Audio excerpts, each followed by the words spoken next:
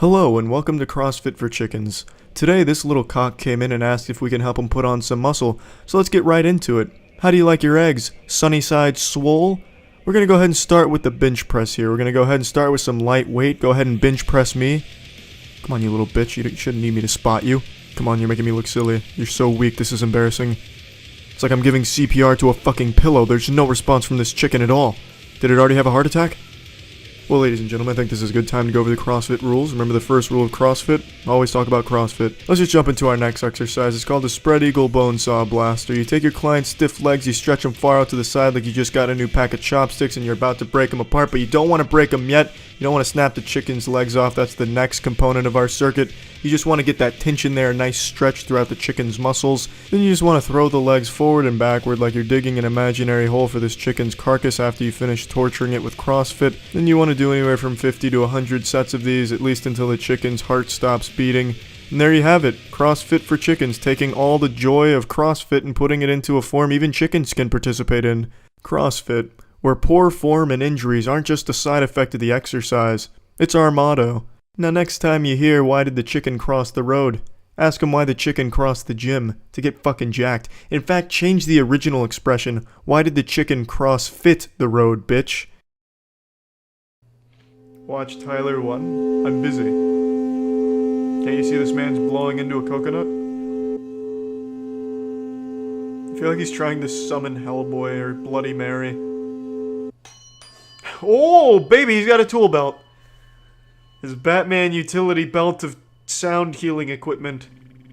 I didn't expect that. Robbed at gunpoint. He started deflecting bullets with his healing fork. I guarantee it.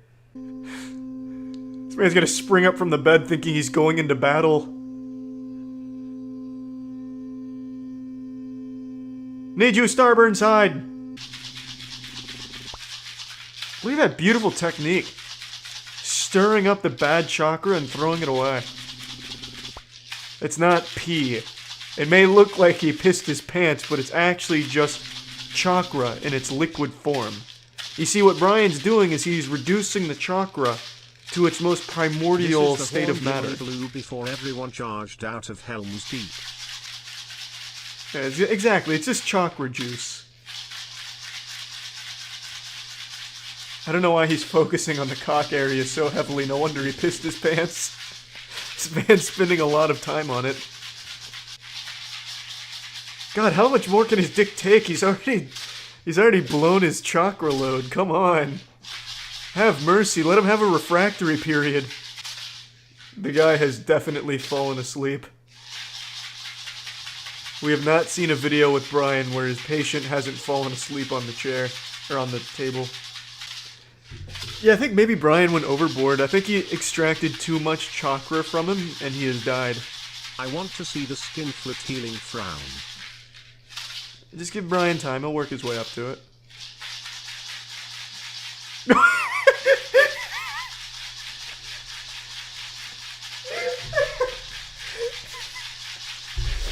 And in one fatal mistake, Brian has just taken all of the bad chakra and put it right back in him.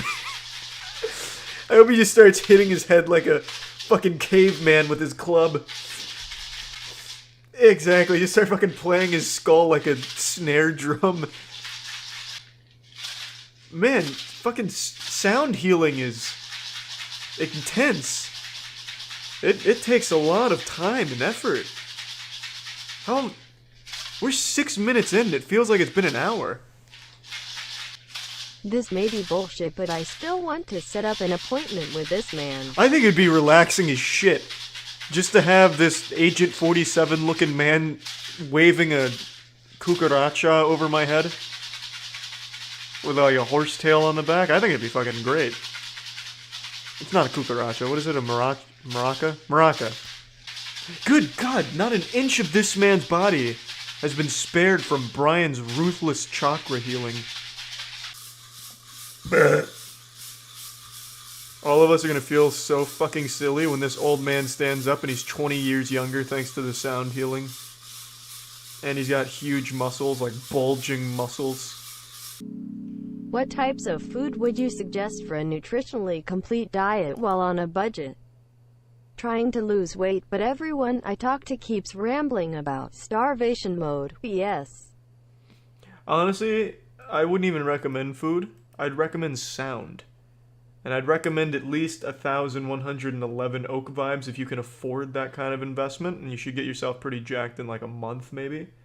But I think you should just transition away from corporeal desires and like hunger and move towards sound for all your nutritional needs. Oh, it's a tag team match. It's gonna lead to an overstimulation. I can see her getting healthier.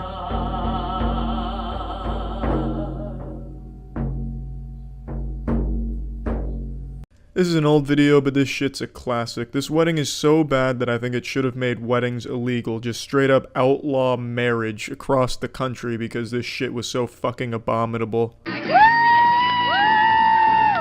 me down, you got a lovely face. Coming to your place. Now you gotta freak me out. Scream so loud, get fucking late. You want me to stay. The singer here's got the voice of an angel, goddamn, hitting those notes beautifully. It honestly sounds like the singer is smoking a pack of cigarettes in between each line. And as the performance goes on, it gets worse and worse and more raspy, as if she's trying to fucking lubricate her fatiguing vocal cords with nails as she gargles them. Now, if you're of the older generation, you'll recognize the song as Crazy Bitch by Buckcherry. Now, the audience here was certainly not expecting this. Look at the child's face. Pure disgust, and the father's panicking. The expression on the kid's face really says it all. It looks like he just walked in on his parents having sex, or he's smelling a really abhorrent fart. But it's worse because he's actually watching his Aunt Susie get down and dirty while a song blares about getting fucked. And the dad certainly wasn't expecting to have the birds and the bees talk about where babies come from with his boy during the wedding, but shit, that has changed now. Aunt Susie has forced that conversation. But I gotta make my way. Hey, you're a crazy bitch, but you fuck so good I'm on top of it when I dream. Doing you all night, scratches all down my back, give me right all night. Confusion sets in amongst the crowd, and for good reason. I don't think anyone would expect a wedding to be like this. This is less of a wedding and more of like a strip club routine. But in this setting, there's no dollar bills flying, just tears from your relatives. I'm honestly surprised the wife is even in a white dress. I was expecting her to be walking down the aisle in a fucking leather jacket. I'm crazy bitch, but you fuck so good I'm on top of it when I dream. Doing you all night, scratches all down my back and give me right on. Gotta respect the low get down right there, and then she points at what I'm assuming is one of her relatives. Yeah, this ass is shaking for you, Uncle Eric. It's also possible she's pointing at you, the viewer watching this, telling you that you need to go to twitch.tv/moistcritical and follow the daily streams, you pussy. I'll link that as a pinned comment below. Take it all, river is your game. Keep on there with fame. Another one I paid it for. You're so fine. Honestly, I think she pulled a muscle getting down like that, because then her enthusiasm for the art of dancing really goes out the window. She starts fucking noodle arming her arms. She doesn't really start throwing her ass in a circle again or anything like that. It becomes very stiff and robotic movements, so I think she may have overexerted herself during the chorus. Which is an absolute goddamn shame. I was excited for when she finally made it to the groom, where she looks towards the crowd and then just flashes her tits at everyone for the big finale. But she must have just run out of energy. Don't be alone, kissing in my rocks, or just to get you face to face. Hey, you're a crazy bitch, but you fuck so good I'm on. Yeah, it looks about what you'd expect. That looks about right. Bunch of biker bandanas up there. Even the man who's going to pronounce them man and wife is wearing a biker bandana, so he's part of the same biker gang. It looks actually very cute with them in suits like that and kind of dressed up. It makes them look a lot more sensitive, so these aren't the Hell's Angels. These look like the Hell's Vegans right now. And I respect that. I respect them getting dressed up, but still holding a piece of the biker culture. On top of it when I dream, doing you all night, scratches all down my back, give me right all night.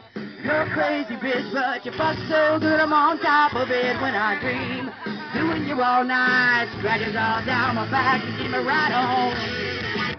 That's where the video ends, but I can imagine where it goes from there. They say I do. The wife slams 2 beer bottles together like Stone Cold Steve Austin and just chugs them both right there.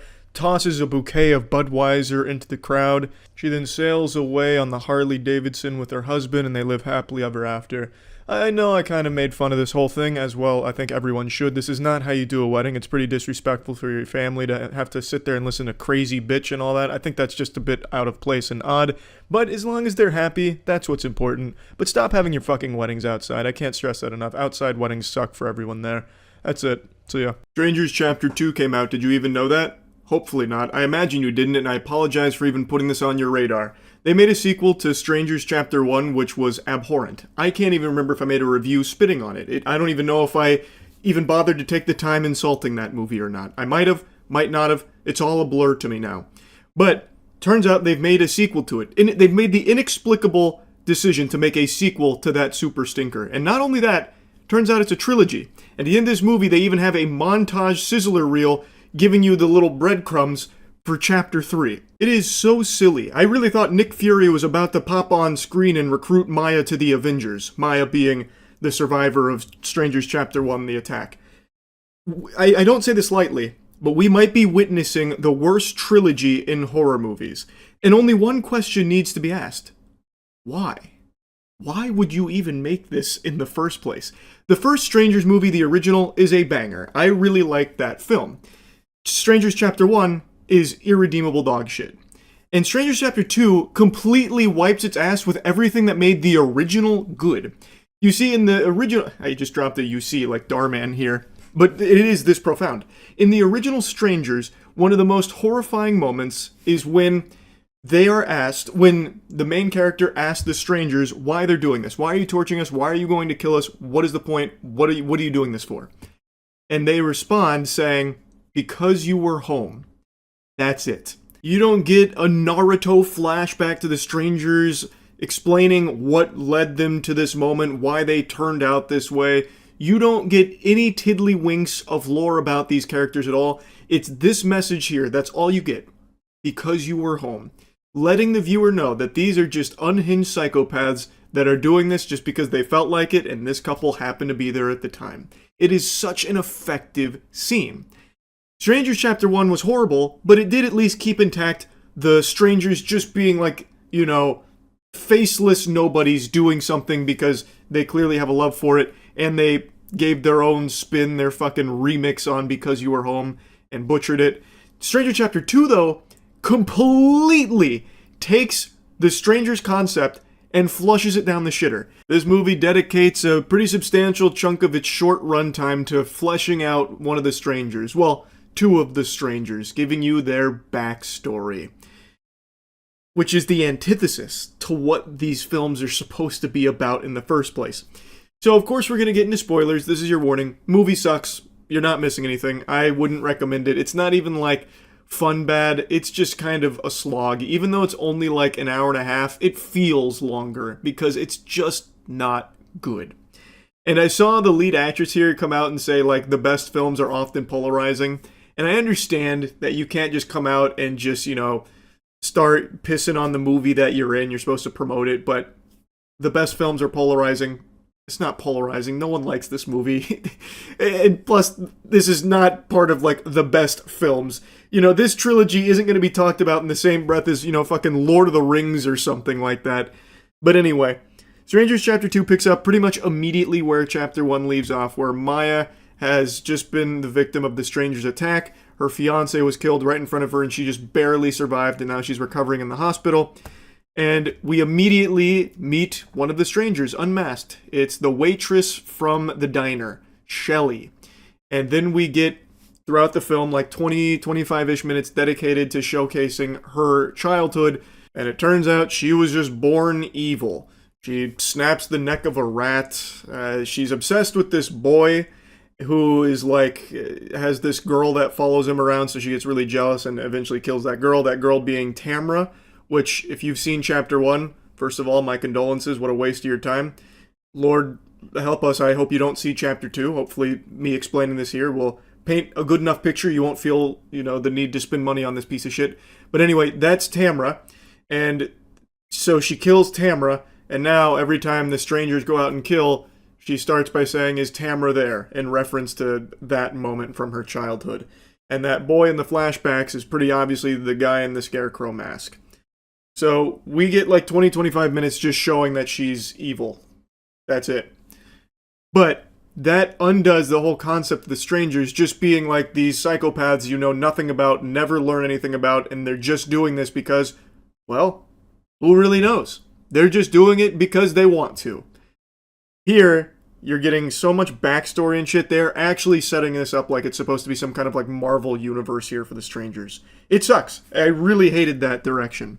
But not only that, the movie itself is just not good. I will say, though, the best part of it was the beginning where Maya's in the hospital and the strangers are alerted that she survived. Well, they then make it their mission to go out and finish the job. But before doing that, Maya's talking to the sheriff and, like, the other officer, and they're fucking weirdos. Like, the sheriff is a freak. He's talking to Maya about, like, what she encountered. He's like, maybe your memory's a little foggy. You did almost die, you know. It's pretty clear they're setting him up to be like this creepy presence who is clearly involved with the strangers in some shape or form. My guess is one of them is like, you know, his daughter or his son.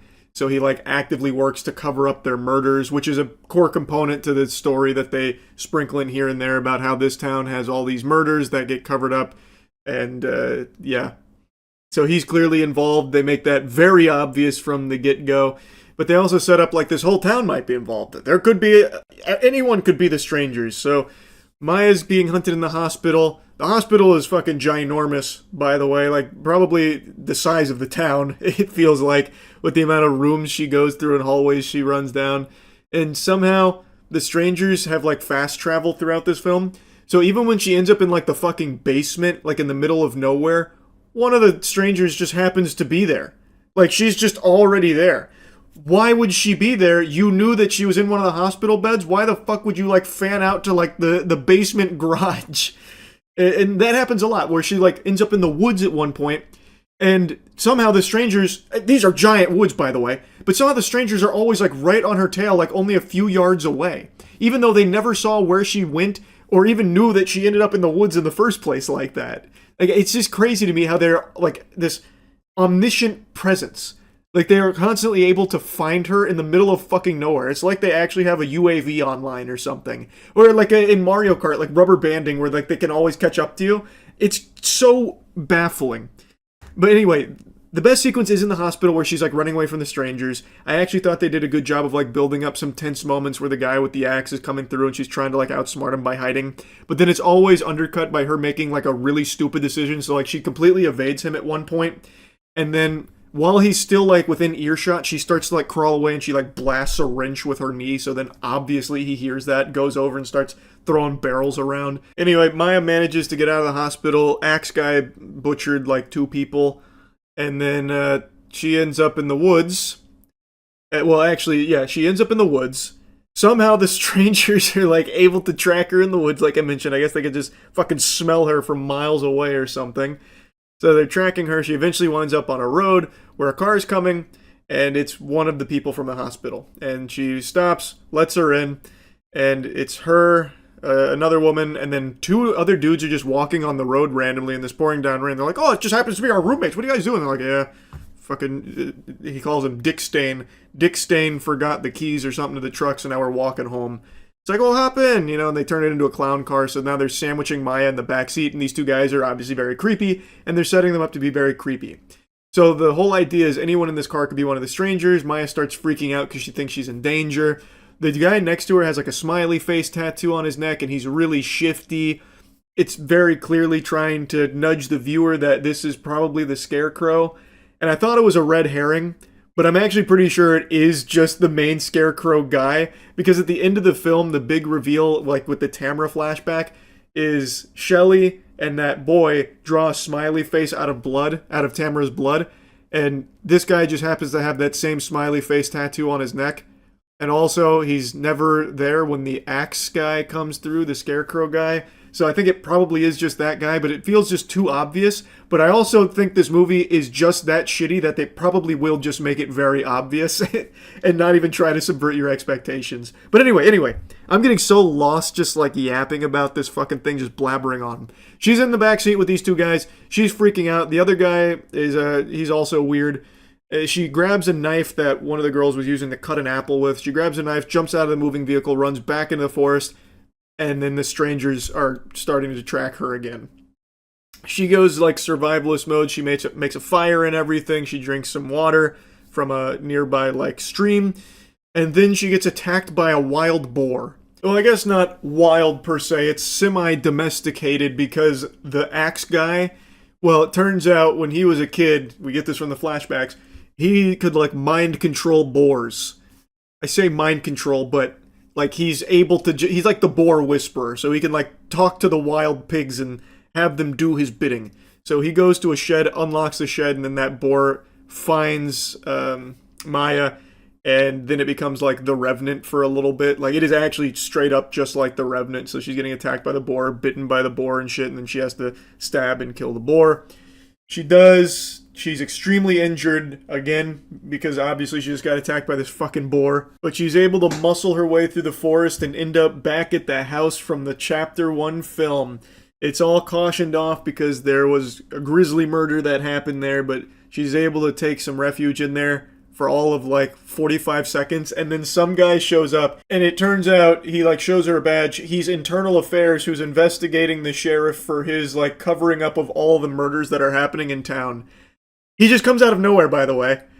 I don't know why he ended up at this house. No one is at this house. It's all cautioned off. I don't know why he wouldn't go to like the town and like the police station itself to conduct like the investigation and everything. But he just randomly ends up at this house. He finds Maya, immediately recognizes that Maya is one of the victims. Like, oh my god, I'm gonna help you. I'm gonna do everything I can to help you. Here, get in my truck. We're gonna get into town.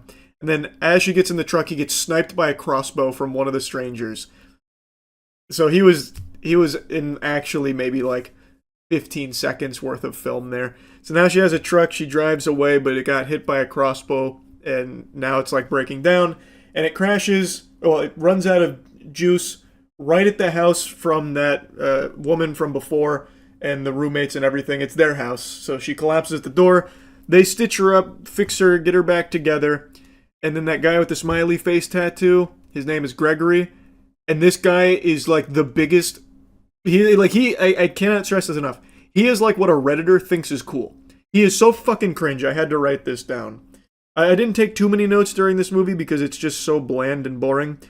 But Gregory is bafflingly cringe. So, when she gets up out of bed, notices that she's been stitched up, she walks out of her room and meets Gregory, who's chugging a bottle of alcohol. And he's just immediately like going back and forth. He's like, oh, you like my tattoo, don't you? Yeah, it's a cool tattoo. We had a little like church retreat, and we all got tattoos and stuff. Like you like what you're supposed to do and stuff. You like this tattoo, don't you? I know you like this. Yeah, you do. I know you do. And then like he's just being so weird, and Maya just says that's cool. And then the others come in. The other roommates are like, Gregory, stop being such a creep. And he's like, gah, whatever. So then he like storms off behind her to the door right next to her, or to the door behind her. Slams it, says fuck, and then turns on rock and roll music on his fucking boombox. It is so embarrassing. Like, it's so bad. I cannot believe they actually did that unironically, and it wasn't even played off as like a joke or anything. It was awful. But I'm also pretty sure that is just the Scarecrow guy. I don't think that they're gonna try and make him a red herring. It's probably just him. It's so dumb. It's so fucking dumb. Anyway, though, after that encounter with Gregory, she goes back to her room to rest. Gregory storms off, fucking hammered, gets in his car, drives away, and the roommates, they then get attacked by the strangers. So both of them get killed, and then the two female strangers are trying to break into Maya's room. One of them is actually behind her. Maya had no idea she got flanked. And instead of the stranger killing Maya, she instead starts singing "Rock-a-bye baby on the treetop," trying to be like really creepy. And then Maya had a pair of scissors, so she turns around and stabs her. The only reason Maya gets away at all in this film is because the strangers are so fucking bad at what they're doing. Like, they're not even doing it as part of, like, their game or whatever. They're just, like, genuinely stupid people. So she gets stabbed, and then she runs and locks herself in the bathroom, and then the strangers just leave. It's like, oh, I got stabbed, like, in the shoulder. I'm gonna go home. I gotta get this checked out. So they just leave. So Maya just waits in there for a couple minutes. Diagros leaves. And then an ambulance is there because an ambulance was sent to pick up Maya. And she gets in the ambulance, and it turns out the strangers didn't fully leave. They were waiting to ambush her. So Shelly is in that ambulance, and now they're fighting. And it's really an easy fight. Maya, who has been mauled by a boar, stabbed, beaten up, like absolutely like beyond repair, like probably tons of broken bones, ouchies, lacerations, can hardly walk, is able to easily overpower Shelly and stab her in the head, killing her.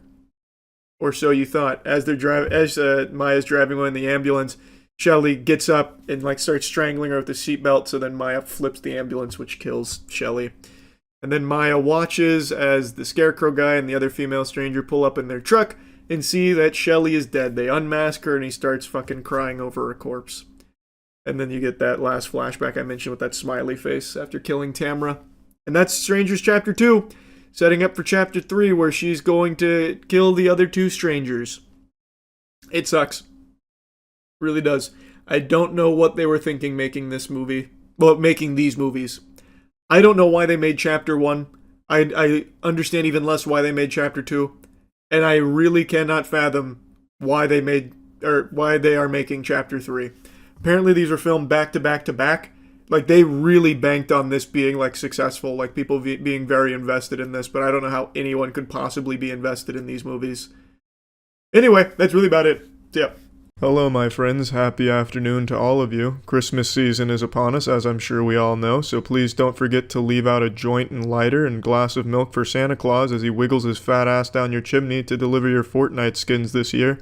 Today, to get into the Christmas spirit, I thought I'd share a story. It's a story as old as time itself. I'm sure anyone out there can relate to it. It's a story of when I first tried to suck my own penis. All men have tried it. There's two types of men in this world. Men who have tried to suck their own cock, and liars. So obviously I have tried before. And I'm pretty sure I've talked about this on the podcast, but I figured I'd make this entire video dedicated to it because I keep getting emails asking if I suck my own penis, and Twitch chat comments how I suck my own penis. So let's just tell the whole story start to finish the way it was written by Homer in the Odyssey.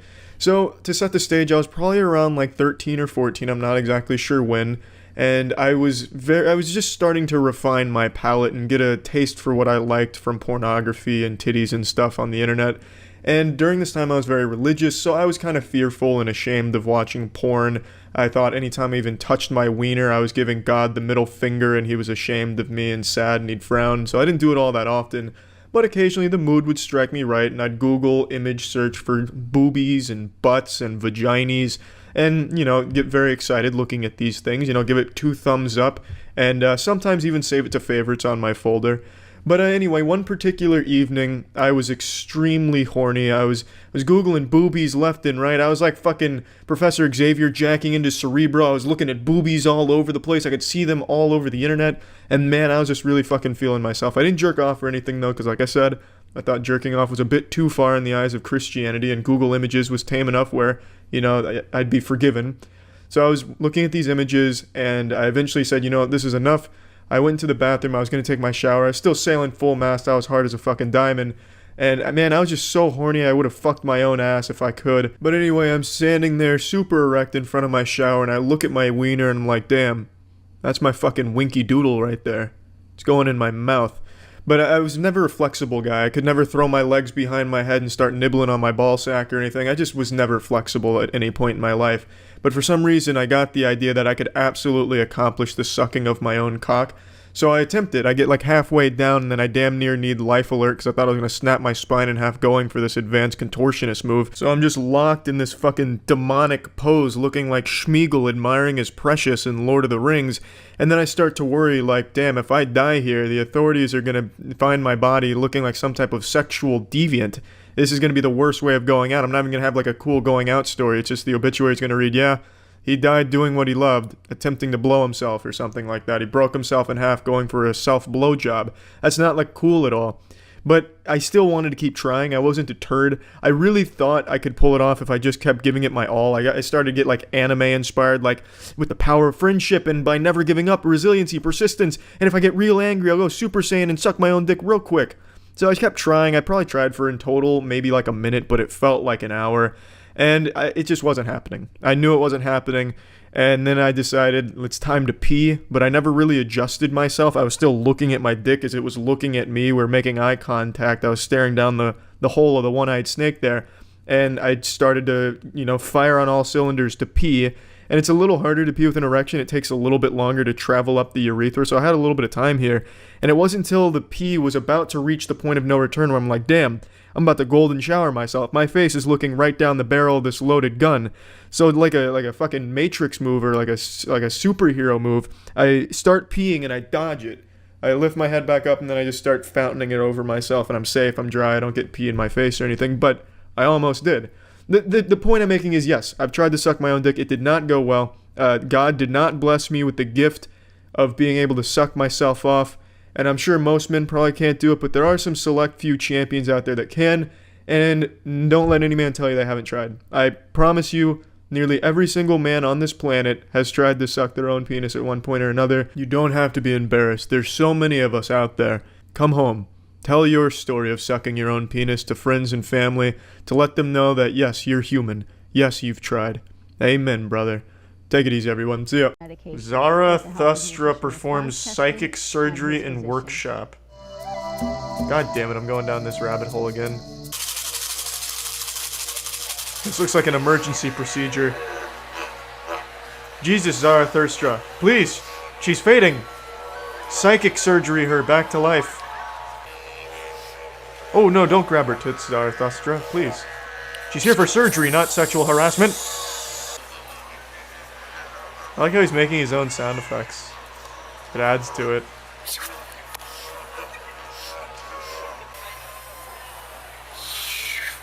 Ooh, that's a very powerful move right there. Very, very powerful.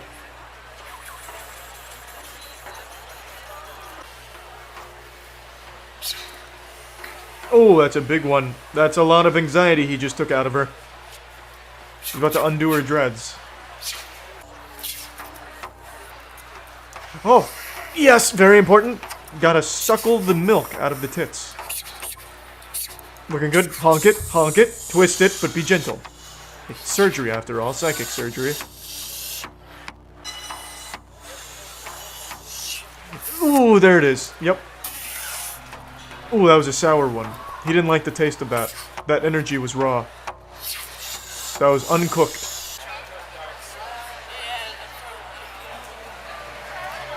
Yeah, so I motorboated you. What about it? What do you mean sexual harassment? It was surgery. Zarathustra's Magic Wednesday in Norway. That is the sound of magic, yes.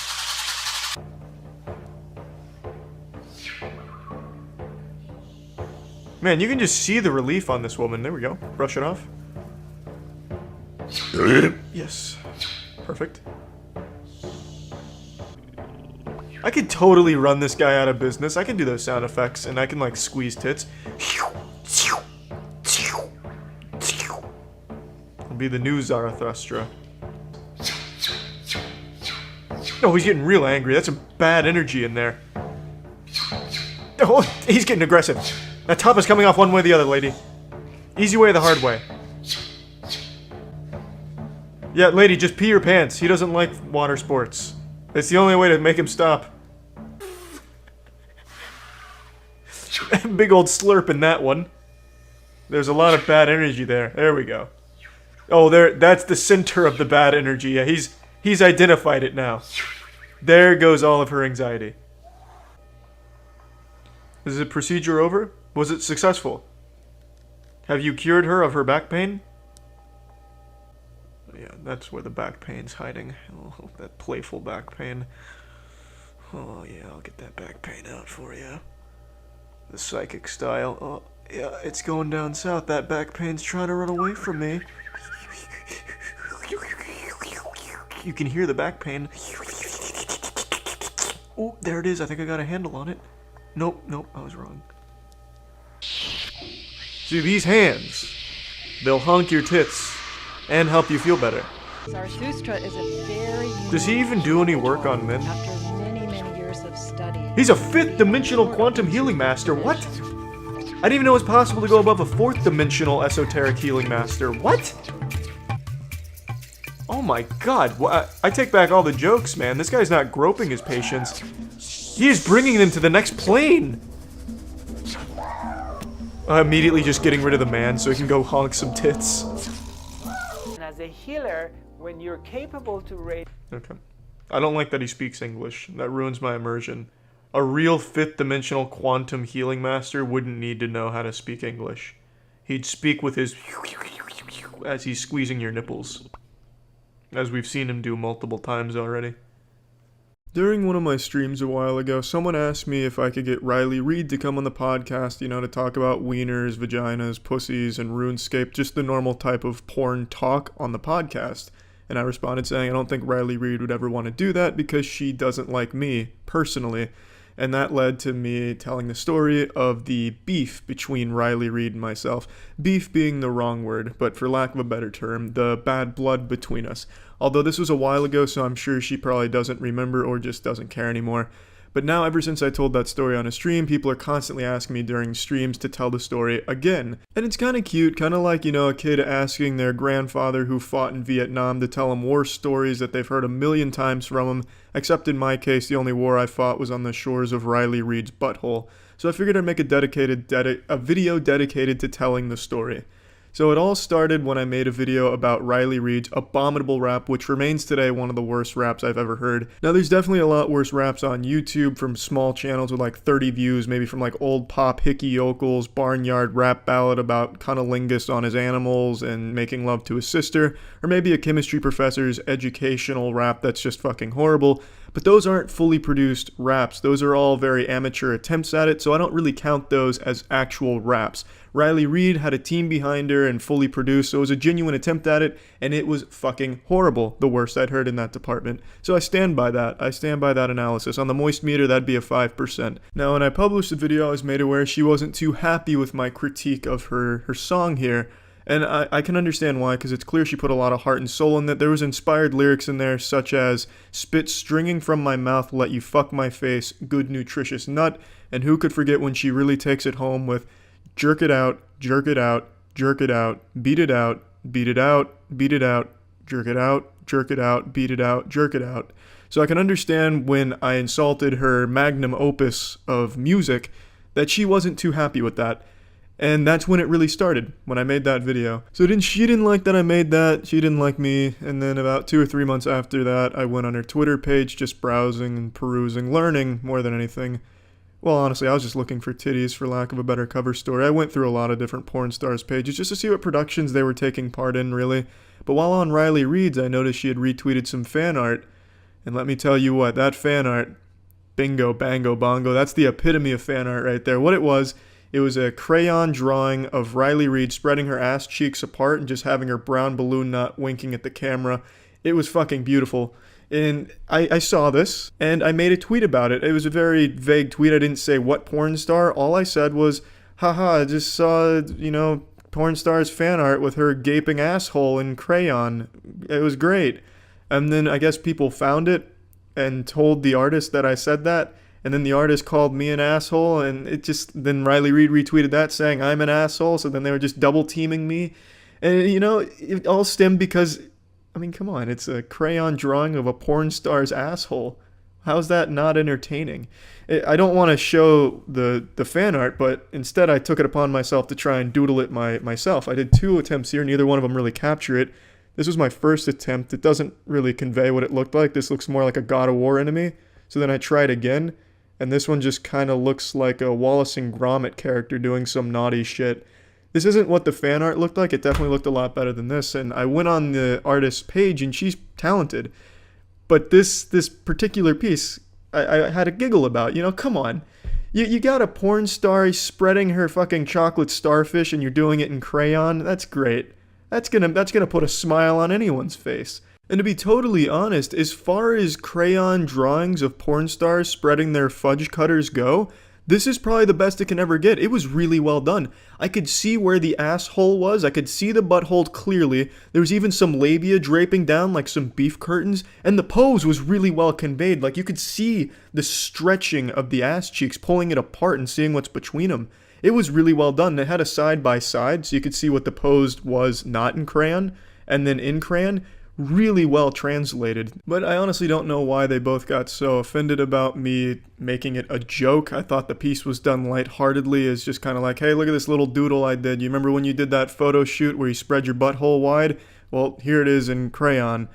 Oh, that's cool. Retweet. I didn't know it was going to be a hill you want to die on defending it as some type of artistic masterpiece or anything. Like if someone out there wanted to make a fan art of me with my legs over my head and soft dick slapping me in the face and they did it out of Sharpie or Legos or pipe cleaner or something, I'd be like, haha, that's entertaining, that's cool. And then if people start turning into a joke, you know, I don't think they turn to me and be like, defend this. I'd be like, well, at the end of the day, that's my soft cock slapping me in my face out of some goofy material, you know what I mean? That's probably worth making a joke out of. But, you know, anyway, that's why Riley Reid doesn't like me and probably will never come on the podcast. If I'm wrong, Riley, and you do want to come on the podcast, just go ahead and reach out to me on Twitter. But yep, there's the story, and that's it. See ya. No long-winded intro. I actually got some sleep last night. I'm supercharged. Right now I'm Charles Prime, so let's just dive right in. Yesterday I covered the ongoing YouTube issue YouTubers are debating about with the reduction in views coming out of nowhere, all from Judgment Day, August 10th. Post-August 10th, views took a huge decline pretty much across the board on channels, and a YouTuber named Josh Strife Hayes believed he found the culprit, which was desktop views no longer being counted the same way they were prior. This led to a bit of a debate between him and the Spiffing Brit, where the Spiffing Brit, another huge channel, disagreed and believed that that was, you know, a bunch of malarkey, that was a bunch of fish paste. Josh Strife Hayes made a follow-up where he believed he uncovered even more evidence to support his hypothesis and believes he knows exactly the direct root cause, which is monetized views on YouTube not changing, but any views that use ad block were no longer being counted, which is why all the desktop views for channels across the platform were down for the most part, but revenue stayed the same. And to get into the spaghetti and the meatballs, he is 100% right, I believe. I shared that video with people smarter than me who ended up sharing that with YouTube directly. And they kindly requested to not share their direct feedback, but I believe I can mention that they confirm his hypothesis for the most part. Now, right off rip, I want to address one of the most popular theories about this that people were speculating on, that this is YouTube getting rid of bots, banishing bots to the Shadow Realm, because we did just see Twitch do that, and they took like a fucking massive hit. Everyone saw them get clobbered when they lost all the bots there for like a day. So people thought maybe the same thing just happened on YouTube. It does not appear to be the case. It doesn't seem to be YouTube getting rid of bots that has caused this reduction. It does seem that Josh's hypothesis, being ad block, is the correct one. That is the winning racehorse here in this theory that explains why so many channels have seen a huge drop in views, specifically from desktop. These channels, despite seeing low computer views from August 10th onwards, had not seen a drop in revenue. And I think that was the key, because that means it's likely to do with unmonetized views or ad block. However, when YouTube is watched through an ad blocker, these adverts don't play. The ad revenue isn't generated, which is bad for YouTube. On screen now is an article showing a previous clash between YouTube and ad blockers written in January 16th, 2024, referencing the November slowdown of 2023, where a change to ad blocker, not YouTube, was the culprit for the slowdown. So YouTube and ad blockers have been in an arms race for a while now, with YouTube wanting to ban ad blockers, even recently making the 3-strike system. You may have experienced it yourself. Josh is right on the money. He pinned the tail on the donkey. That was the key. That was the chemical X to the Powerpuff Girls formula here. The relationship between the decrease in views having no effect on the creator's revenue, it did help him get into the actual problem. And that was YouTube's calculating of unmonetized views must have changed on August 10th, because that's where it happens the next day. You can literally see it across so many channels' data. I think it's pretty obvious that something happened on August 10th, but we don't know what the cause is exactly yet. You know, what was the reason? In the words of Hoobastank, maybe the reason is you. The thing is, based on Josh Strife Hayes' theory, and now the whispers from the back end, I think I can confidently say with a high level of certainty that the reason is the interaction between content blockers and YouTube has changed, most likely from an update that was on or around August 10th. From what I'm hearing, it was most likely on the ad block side, where what they use in their protocol, what they use in their list, what they changed had the side effect of that data no longer registering with YouTube's backend, so they never even received the signal in the first place, which is why those views weren't recorded. But since they were ad blocked views anyway, they weren't monetized, thus the creator revenue wasn't impacted. And it also explains why all of the other device types, the views don't go down because it hasn't changed. On desktop, on your computer, you are more likely to have ad blocks installed.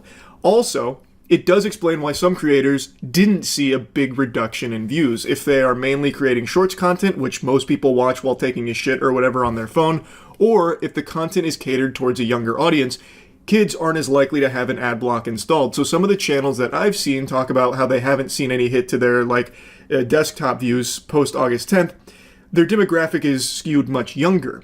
So these kids are most likely not having an ad block installed, so their views are still monetized, thus calculated the same. It explains why long-form videos that have an older audience are now much lower because of the presence of an ad block. It is a pretty watertight theory, and like I mentioned, this has made its way to YouTube.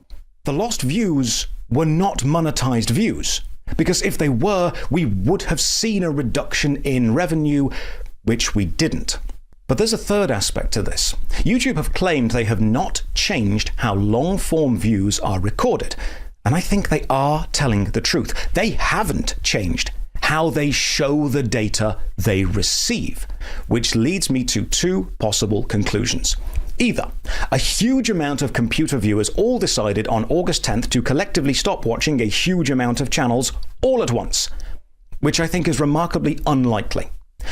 Or two, the data of the views wasn't being sent to YouTube because it either didn't happen or did happen and wasn't being sent. And I think that is exactly right. I think that is the case. I think YouTube is telling the truth. And Spiffing Brit in his video mentions he talks to YouTube directly and they confirm they didn't change the way they calculate views. I don't think that's what's changed.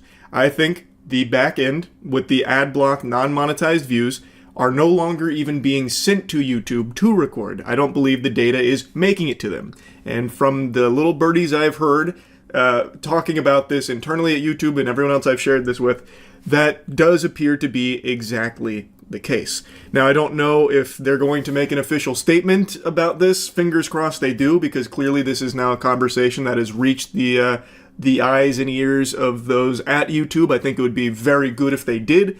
I don't know if they will or not, but I feel like they should. On the 11th of August, the website Tom's Guide published the article titled YouTube just quietly blocked Adblock Plus. The internet hasn't noticed yet, but I've found a workaround. I believe the data I have presented and the slew of channels affected highly likely points to August 10th or 11th, depending on your time zone, being days that the website YouTube and views from desktop or laptop PCs using ad blockers began to interact in an abnormal way, potentially caused by a change to either side, likely the adblock side, and this change caused YouTube to become unusable for viewers using adblock. This prevented videos gaining the expected computer views, but lost views were not monetized anyway, which is why the creators who saw lower view counts from PC did not see a reduction in revenue. I believe what we actually found was a small bit of digital data fallout from the software arms race between YouTube and ad blockers. This really is an impressive investigation from Josh Strife Hayes here. So he found data to confirm that post August 10th, the next day, there was apparently site-wide outages for people with ad blocks, reporting that they couldn't even use the site that day. So he extrapolates based on this that perhaps the culprit was the ad block made the site unusable, so maybe the viewers couldn't even view the content, which is why there was such a drastic drop in views. However, I believe it's a bit deeper than that. I believe that whatever ad block change happened on or around the 10th or 11th, that made it so that way those views were no longer even being sent to YouTube to record on the back end. I don't think it was just like, it's down for a day or two, that's why the views are low. Because if that was the case, it would have trended back up, but it hasn't. Or at least not in like a way you would expect. It doesn't like go back to the previous patterns falling in line with the normal correlation. There is actually even a public post from YouTube where they do have like a brief mention of ad block and inaccuracies of reported view counts. So on this section here about like what could cause some creators to report a drop in views, outside of like the obvious ones they point out, like maybe you just blow ass, like maybe you're just like a turbo dweeb and shit like that, they do have this one here with the ad blocks about how it can impact the accuracy of the view count tools. Channels whose audience include a higher portion of users utilizing such tools may see more fluctuations in traffic related to updates to these tools, which I think is exactly what happened here. This has been a long, ongoing battle between YouTube and ad blockers. They've tried all kinds of tactics like shaming viewers like, we see you're using an ad block. Do you want to go to hell? That kind of thing. And this appears to be just the latest development in this. This is like the fucking Krogan versus Solarian war here. YouTube trying to sterilize us with ads, but we're desperately pushing back to try and have the platform not be ruined by it. And now I think that what we're seeing here with this huge view drop post August 10th from desktop views is the result of ad blocks updating, and whatever update they changed on their back end caused YouTube to not record any views that were experienced from users using those tools. I don't think YouTube changed anything on their back end. I think the Spiffing Brit is telling the truth when he says that YouTube told him that they didn't change anything. I think that is honest. I don't think they did. I think it is on the ad blockers end, which is something Josh Strife Hayes also mentions.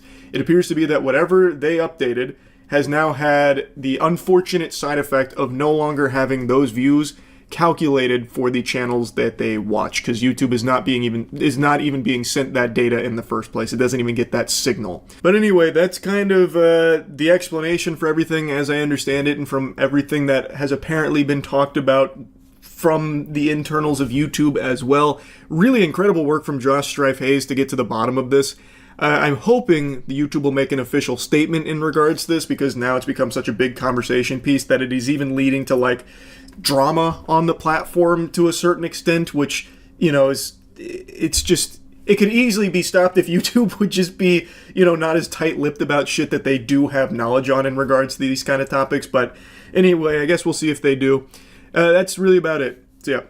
It's about to get fucking scary, so call your mother for a warm glass of milk, put on your trench coat, your studded bracelet, and your sunglasses, because I'm taking your ass to the dark side of speedrunning. This is where the edge meets the edge. It's time for you to meet speedrunning's most feared and powerful supervillain, Gaming0 Entertainment. This monster, nay, this fiend, no, this demon, spawned from the most unlikely game I could have ever imagined. He fucking runs The Incredibles Rise of the Underminer, which seems to be the most boring speedrunning game in existence, and there's only like 3 total runners. But this guy has made enemies out of all 3 of them and the entire speedrunning community, because I'll just go ahead and show you. So he posted this video about the world record, which has been obsoleted, which is a fucking amazing word. Obsoleted sounds like some type of cheesy action movie one-liner, like Jason Statham is a clone who's fighting another clone. He's about to execute him, and he says, "You've been obsoleted, bitch," and then puts like a fat one right in between his eyes. But anyway, he posts this video, and the video is just him showing fragments of his run, because he didn't want to disclose any of his strategies he used for his so-called world record that he has no proof for. He didn't want to reveal his state-of-the-art secrets, his Shaolin training. He didn't want anyone to know how he would pull it off, so he just shows fragments from the run. Now, be warned, if you haven't played The Incredibles Rise of the Underminer game yet, there are some minor spoilers here. The biggest spoiler you're going to see is that the game fucking sucks. The game looks like ass. This looks like the most boring speedrunning game I could have ever imagined. The whole run that he shows is just Mr. Incredible throwing a barrel at something, and Frozone making a pathway over a gap. That's it.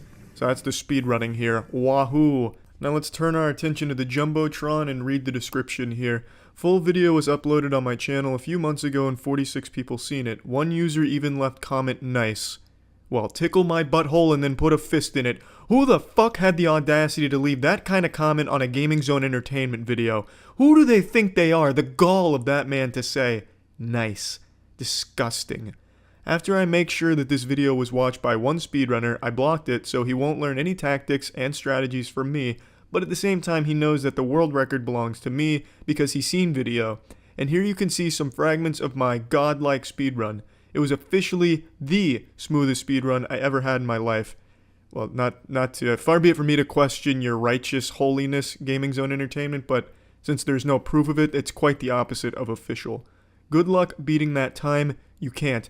Another important thing to say is that this speedrun is obsoleted due to me finding new tactics, strategies, and skips, but even then it's still a world record and will definitely stay that way forever. Also, his dad works for Bungie and will ban you from Minecraft if you say otherwise. I have to take him at his word here because he seems like a pretty trustworthy, insane guy to me. Although there are some hints that he's a bit greedy here, like some type of fucking leprechaun hoarding the pot of gold at the end of the rainbow. But here, instead of a pot of gold, it's a pile of dog shit. It's the Rise of the Underminer speedrun time. I couldn't pay someone enough money to give me a fake compliment congratulating me for having the world record on that game. Mr. Rogers would laugh at me and insult me, spit on my face if I told him I had the world record in this game. No one gives a shit about it, except for this guy apparently. This man wears it like a fucking Boy Scout badge, like a Pokemon gym badge on his sleeve. Now let's see what Gaming Zone Entertainment has to say to the blasphemers that are questioning the authenticity of his run and also his attitude about the whole thing. Now there is no comment that he will not reply to. This man is the fucking gladiator here. He's the champion of this Roman Colosseum and he is going to fight anyone that says anything to him. So let's go ahead and start with this one. So, is that it? No more idiots from Reddit, redacted, Goblin Land want to visit this awesome place? Make no mistake, this place does seem awesome. Pff, weaklings. I knew you just have no balls. Pathetic. Come on, girls. I know you can do more. Oh well. I didn't expect too much from you anyway. See, here comes his supervillain monologue right here, kind of goading him on like, yeah, who else wants to challenge the divine ruler of incredible speedrunning? One brave warrior chimes in, holy fuck, LMAO, imagine being so mentally ill. Calling out Gaming Zone Entertainment right to his face, and you know what he gets? Annihilated. Gaming Zone Entertainment fires back with a zinger. Damn, indeed. It's like looking at the mirror. Damn. Fucking roasted. There was no mercy there. No survivors. Gaming Zone Entertainment claimed another soul. The argument between GZE, Gaming Zone Entertainment, and Brad continues into the second season of the anime. He says, too bad you'll never know the highly optimized strats that I achieved after hours of top level play because I'm the best. Gaming Zone Entertainment says, nope, still not good enough, try harder. But then Gaming Zone Entertainment starts feeding. I'm growing stronger. More. He's becoming a Dragon Ball Z bad guy. He continues to power up. Yes. Free energy. Give it. Give me all your energy. I have the power. My god. It's all over for the human race. Gaming Zone Entertainment's about to swallow us up. We will all be his slaves. It's his world. We're just jerking off in it. Gaming Zone Entertainment is becoming too powerful, feeding off too much YouTube comment energy. And he just continues this shit in the comment section. But what I wanted to show you is speedrunning can get very intense, but you will never find anything more intense than The Incredibles' Rise of the Underminer. Gaming Zone Entertainment is a goddamn mountain of masculinity, an unstoppable force of nature in incredible speedrunning, and we haven't even seen his most highly optimized strats that he is still keeping under lock and key in the vault at Fort Knox. Pray he never released that footage. We, as a species, couldn't handle his Rise of the Underminer strats. Godspeed to all speedrunners out there that dare attempt incredible speedrunning with Gaming Zone Entertainment still on the prowl. But yeah, I mean, here's the whole situation. There it is. This is how dark and extreme speedrunning can get. So yeah. In the wild and wacky, deranged world of family sports, there is no end to the lunacy. I'm talking about novelty sports games for the whole family to not enjoy but pretend they enjoy together. I'm talking about things like horseshoe tossing and croquet. Today we'll be diving into this uninspired and unfun cesspool of activities with one of the worst ones I've seen called marbles. Outdoor games are a family tradition, but many keep you stuck in one spot, or can even leave you with a real pain in the back. That's always an important selling point in these products. You know, it's good for all ages. It's not painful for anyone, from the biggest bodybuilders to the most frail, glass-boned, paper-skinned people on the planet. Anyone can play them, and no one will have fun with them. However, in marbles' case, I don't see it being like a healthy alternative for people with bad backs or joints. They show this alpha male straining his back throwing a horseshoe, which I don't attribute to the horseshoe's weight or anything like that, unless that horseshoe is made from parts of Thor's hammer and it's just 500 fucking pounds. It's really the bending forward motion that would be hurting his back, which you still have to do with marbles, so it's just the same thing but with a ball instead of a horseshoe.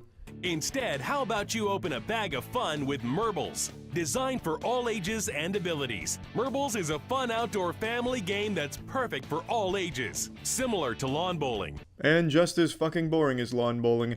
Notice how the man with the bad back who just threw himself into the hospital with the horseshoe is now doing the exact same throwing motion but with a ball this time.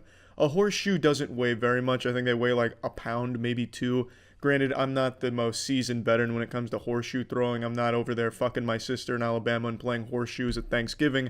But from the limited exposure I've had in that sport, I've noticed that they're not very heavy even when I was a toddler. So I don't think it's the weight, it's the throwing motion, which is the same from marbles to horseshoes to cornhole. Marbles doesn't require a dedicated court or setup. To play, start by tossing the point ball underhand. Then alternate turns throwing the balls, trying to get them the closest to the point ball. After all marbles are thrown, the player closest to the point ball scores. Now be honest, I know you're foaming at the mouth, scratching at the neck, needing your marbles fixed after hearing how this exhilarating sport functions.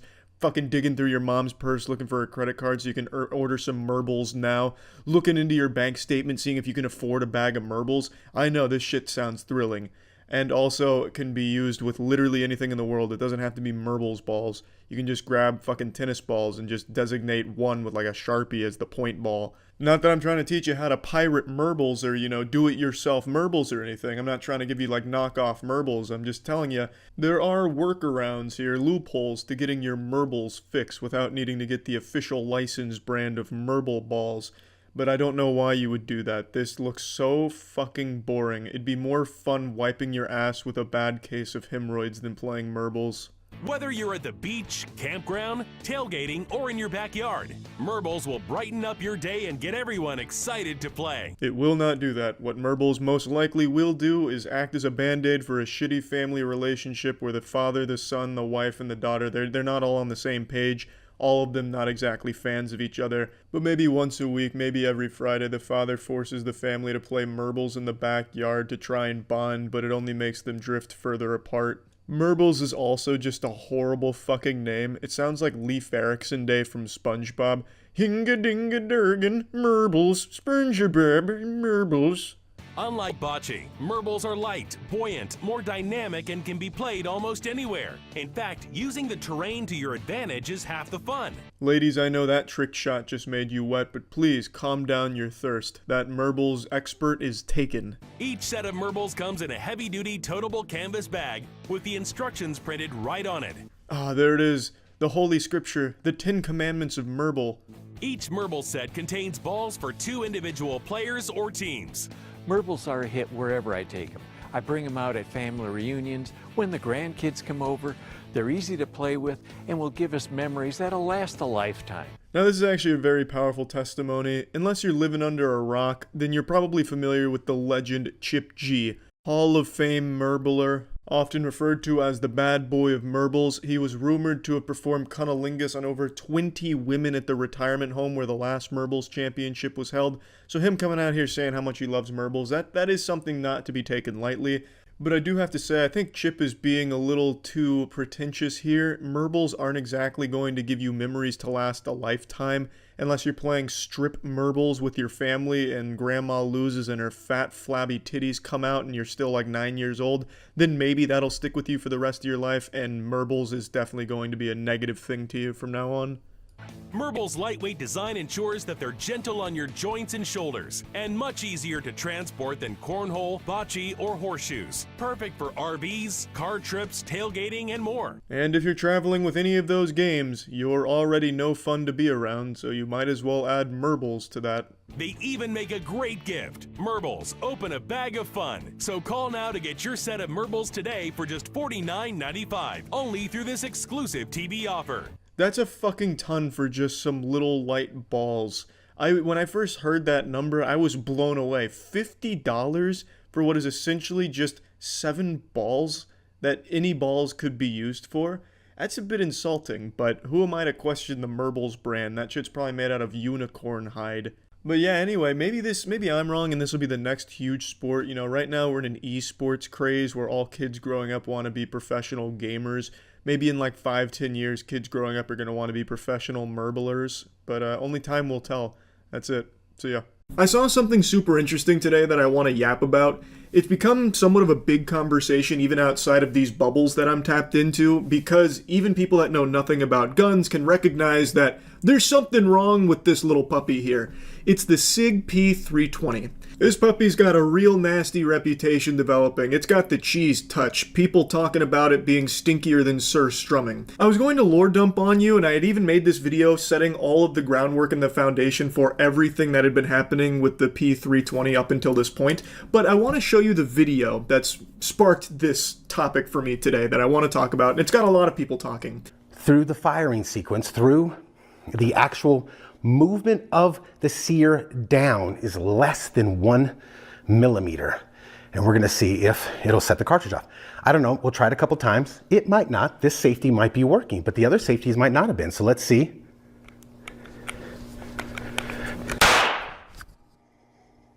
And if you touch the slide, let's see if we can touch the slide and get it to go off. We have it staged at 1 millimeter or less as measured on the table, so this is just a guesstimate. And if we put some input into the slide somewhere, will it go off again? Will it release? Let's see. Now, without knowing any of the context for why he's doing this experiment in the first place, there's been a lot of confusion from people that don't know anything about the P320, wondering why he put a screw there. Why did he fucking MacGyver this handgun and make it fire by, you know, fondling the slide? There's a lot of people that clearly didn't watch the full video where he explains that, and they do not know about the P320's history and everything going on with that handgun in particular. So now they're just passing this off as like worthless or a useless experiment that demonstrates nothing and proves nothing, saying like, the trigger is fully engaged, so of course he's up there cranking on the slide like I jerk my dick, it's gonna go off, it makes sense. And yeah, I guess that thought does make sense if you're a resident of Stupidville. This shouldn't happen, and it doesn't happen for most guns, but the P320 has been in some serious hot water for alleged uncommanded discharges and a lot of incidents around this gun firing like while in its holster and such, including the recent death of a 21-year-old airman where it is reported that this firearm discharged, and according to leaked reports, now again these are unconfirmed reports, but according to the leaked reports, the handgun was holstered on a desk and then went off, killing him. It is a problem that has been reported for a long time. And this YouTuber, Wyoming Gun Project, just did a video kind of breaking down, can this gun fire without the trigger being pulled?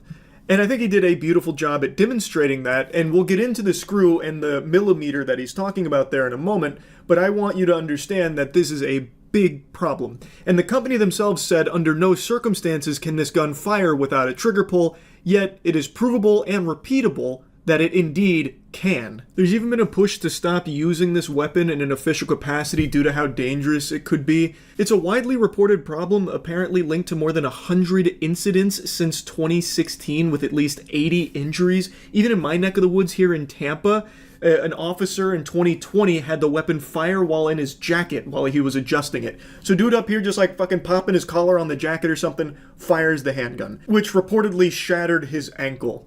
There are tons of cases that have been reported, and SIG has actually filed a lawsuit trying to like reverse the ban on this weapon from law enforcement, which I think is a horrible look from SIG, by the way. This is just a big safety concern across the board, and it's something that's been talked about quite a bit for a while now. But yesterday, this video came out from Wyoming Gun Project, and now I just really want to talk about it today because I think it is so interesting and pretty scary. Basically, we were able to input a millimeter or less of downward movement on the sear and get this slide. By manipulating the slide, we were able to get it to go off and actually fire a primed case 5 times in a row. That's the whole experiment here in a nutshell. Inputting a millimeter or less of downward movement on the trigger past the pre-travel, and then manipulating the slide in any way. It didn't have to be like hands, by the way. Like the real world application would be if for some reason that trigger was engaged a millimeter or less past the pre-travel, and then you put it in your holster, it would go off. That is answering the question that people have wanted an answer to for a while. How could the P320 fire uncommanded? And his experiment aimed to try and solve that, to figure out how it could happen. Now, this isn't some like really wacky specific set of circumstances that are just astronomical odds of happening. Like, this isn't unfathomable. A millimeter?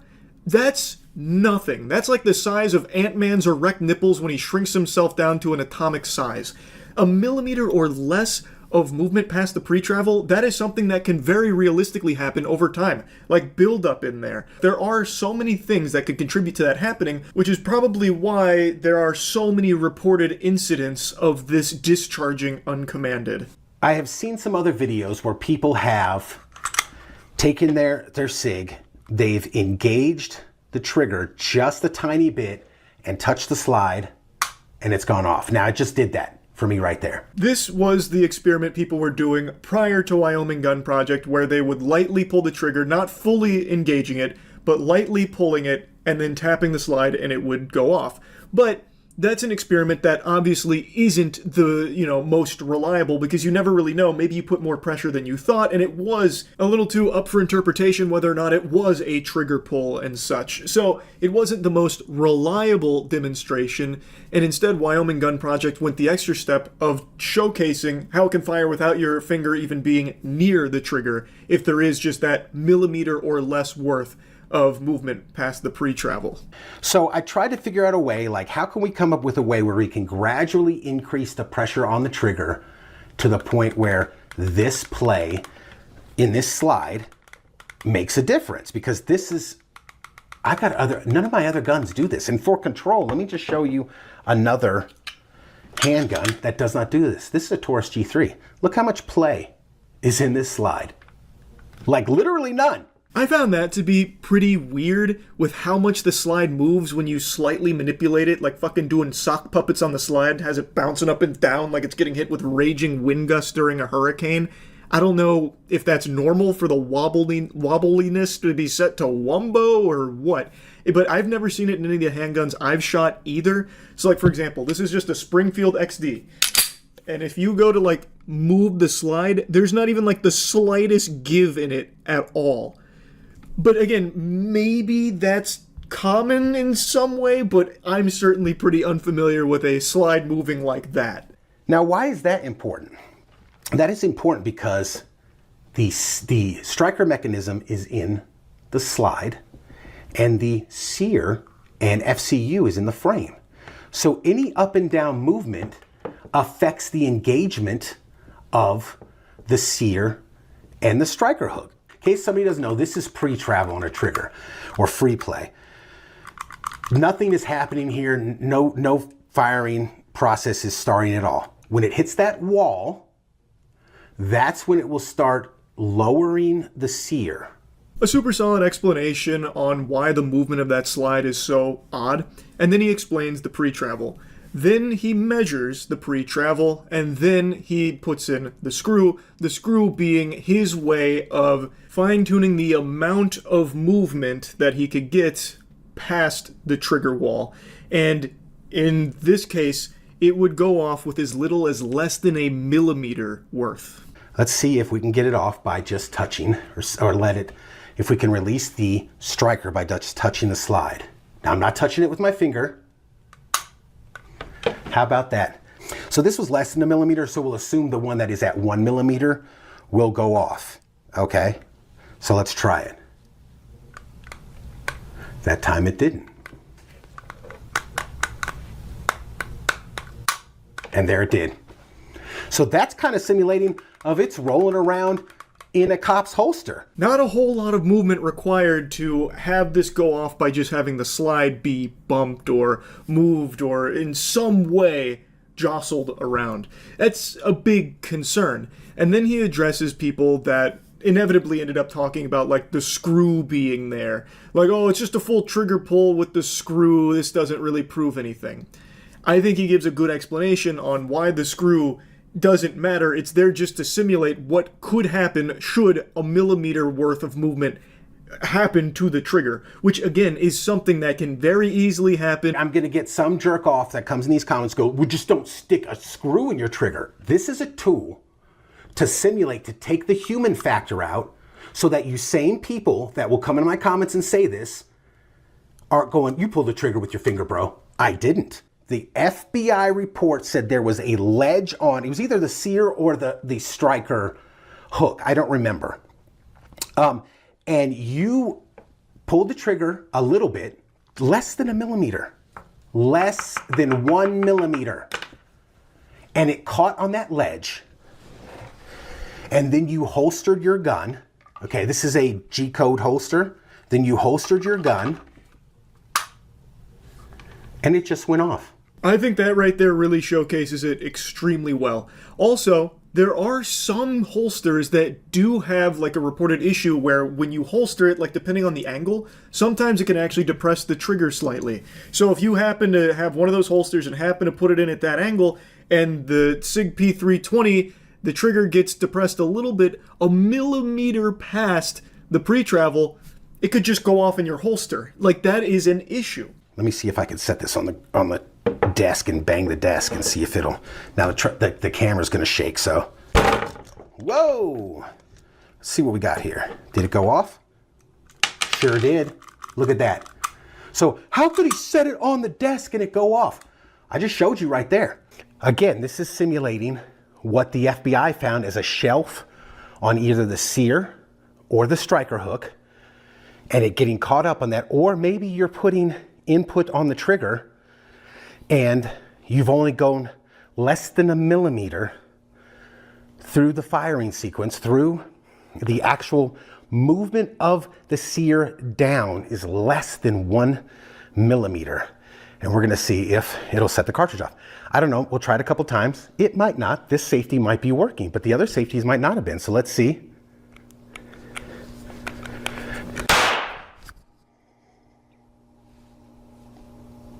It is pretty crazy to see the desk demonstration there with just how little has to be exerted on it for it to discharge once there is that teensy tiny tiddlywink of movement past the trigger wall. Now, of course, I don't think this is going to happen all the time to every P320 out there, but the fact that it can happen at all is concerning. It is clearly an issue based on the numerous reported incidents, all of these alleged incidents with this weapon. It proves that there are a lot of circumstances that lead to that little amount of movement there, and it's causing it to discharge uncommanded. And it is something that needs some big looking into and maybe a little sprucing up, because it is seemingly responsible for numerous injuries and, at least in one case, a death. So I just found this to just be an interesting topic and a really great video from Wyoming Gun Project. Again, I recommend you check out the full thing. That's really about it. So yeah. When you hear the word evil right now, you most likely picture someone who time skips in Animal Crossing. That seems to be the unforgivable sin on the internet at the moment, but I want to show you something truly deplorable and evil. There's a YouTuber that has made an entire career out of torturing and eating animals alive for their mukbang videos. First of all, mukbangs suck fuck. Sitting on your balls is less painful than watching a full mukbang video. They're absolutely terrible, and she takes it to the next level by making it something diabolical. I can already see in the comment section some of those tough guys, "Oh, what are you, some kind of pussy vegan? What, you can't handle watching some animals get killed and eaten? I have hit a fucking deer with my truck on the way home, got out, put a bullet in its skull, and then ate it when I got home. You vegan pussy." I get it, you're a real tough guy, for sure. I'm not a vegan, and you don't need to be to find the shit she does cruel and just downright ridiculous and just disgusting. Her name is So Young, and what she does on her channel is she buys sea creatures alive and then kills them in the slowest, most inhumane ways possible because she likes to watch them squirm around and put Facebook royalty-free music behind it as a joke. For example, with a squid in particular, she cuts the hood off and then sets the body down, and the body's still alive, the squid is still technically alive, and it's moving around trying to get the fuck away. She'll pour sauce on it and put some goofy music and make some stupid fucking jokes about it. It's terrible stuff. She treats it like it's a Nick Jr. cartoon, where she's making these, like, goofy sounds and goofy YouTuber faces, like, that's kind of fucking garbage. That's what she does as the creatures are clinging to the last ounce of life they have. And sometimes she doesn't bother to kill the creatures, like for octopus, she'll just eat them alive straight up. Now, I know there's a lot of people that argue, are sea creatures even alive? Some of them don't have nervous systems, this and that.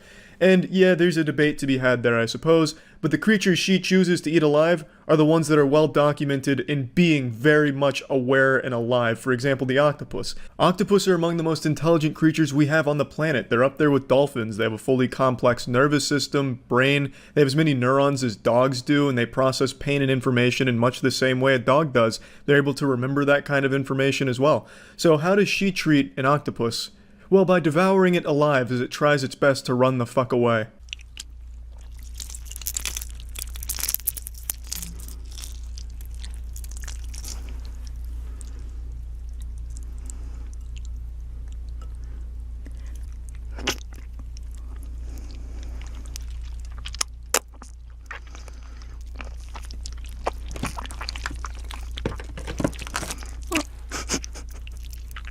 Yeah, they're actually alive. It's not like some kind of post-mortem response or anything, and even in the title she makes it well known the octopus are alive and that she's eating them alive. That's the whole draw of the video. If you watch her channel, you watch this content and support it, you suck. You, objectively, you're a piece of shit and you have shitty taste. I guarantee I could find 1,000 scientific reports to corroborate that. It's a fact. You suck. And she is absolutely terrible. I don't even know how this content is allowed on YouTube. This absolutely falls under animal cruelty, by all definitions. Yes, again, there is a debate to be had about all sea creatures being equal in terms of what they can experience, what they can feel, and all that. I get it. But the creatures she chooses are the smartest fucking creatures in the sea. I'm honestly expecting sometime this week she'll release a eating dolphin alive video where she starts at the fucking butthole of the dolphin and just eats up. It's some deplorable shit. What's she gonna do when she runs out of sea creatures to eat alive? Probably resort to cannibalism. I have no idea what's next for the channel. It is absolutely baffling to me. Eating an octopus alive is like eating a fucking dog alive. They're on the same level. She's basically just eating a sea hentai dog. It's fucking crazy how this is even allowed and how she has an audience that supports it and defends her in the comment section. She has fucking simps defending her in the comment section. Have some fucking shame. Even if you set aside morals and ethics, the content itself is fucking atrocious. All she does when she's not torturing and eating animals alive is scream, as, you have goofy cartoon music blasting behind her. So unless you're 8 years old who finds jingling keys comedic because they're loud, I don't know how you could possibly be entertained by anything she does. It's fucking terrible trash.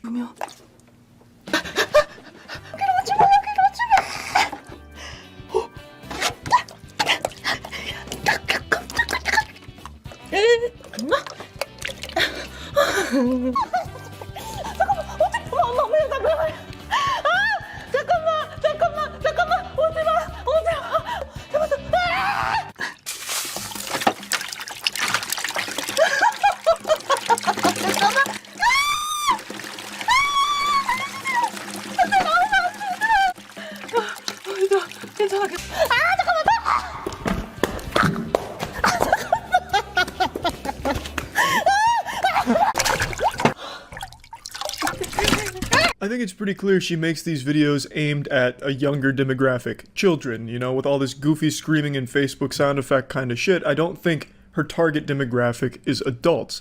Which makes it even more fucked up to just be coming on here and executing these creatures on camera for kids to laugh at. Even when she does muster enough human decency to at least kill the food she's about to eat, she always makes sure that it puts on a little show for her, like she's the puppeteer and it's the marionette. She'll take the sea creature out of the water, throw it on the floor, and just let it flop around, as you saw with the shark right there. She does that for every single creature she eats. I have not found a single video where she doesn't torture it before she eats it. And yes, again, sometimes she does actually kill them, but a lot of times she just eats them alive. 구독, 좋아요 눌러주세요. 자, 엄마야. 자, 먹어볼게요. 잠깐.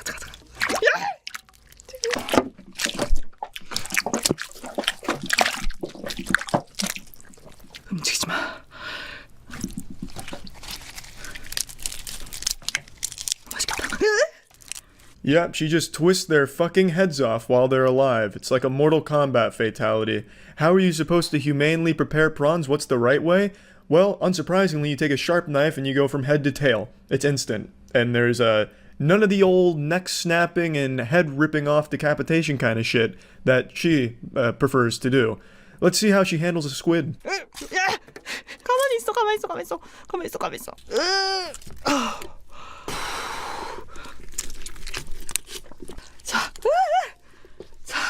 자, 일단 한 마리 손질.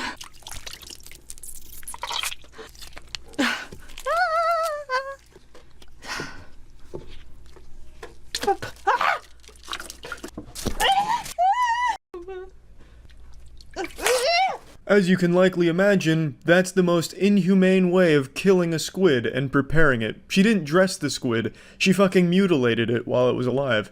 I'll share with you the proper way of preparing the squid. You start by killing it, unsurprisingly. You take a sharp knife, or there's even a tool to do it, where you poke it right through its head, and you can kill it instantly, so you don't have to worry about stripping its hood off while it's fucking alive. She then poured sauce on the still alive parts of the squid and watched them dance around as a joke. I didn't want to put that in here. It is disgusting. You don't have to be a vegan to think it's disgusting. I'm not, and I think it's just outright one of the most cruel things that YouTube for some reason is allowing, even condoning. She has 3.2 million subscribers. These videos have 18 million, 20 million views. It's sick. I remember a few years ago there was this channel that was dedicated to destroying iPhones, real shitty channel, and in one of his videos, he destroys the iPhone, but he also kills cockroaches around the iPhone. And he got in huge trouble, got taken down by YouTube because of animal cruelty for killing those cockroaches. So what's changed? She's doing something significantly worse than that, and in far more inhumane ways, but she's allowed to continue. She has over 3.2 million subscribers. These views have 20 million views, 50 million views all over the place. They're massive. And I think what she's doing is just disgusting. 100%.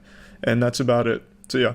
Life hacks are some of the stupidest shit on the internet, to the point where it's almost insulting when you see them. Just dumb bullshit like, if you have to fart and it's not an appropriate place, hold it in. Or super pro tip life hack turbo mode ultra life hack. If you need to remember your passwords to your online accounts, write them down. But I found a channel on YouTube that makes every other life hack look genuinely useful. It's an account called Mr. Gear, who releases some of the most psychotic, dumb, unbelievably fucking ridiculous contraptions that he considers life hacks. So let's go ahead and take a look inside the mind of a lunatic here.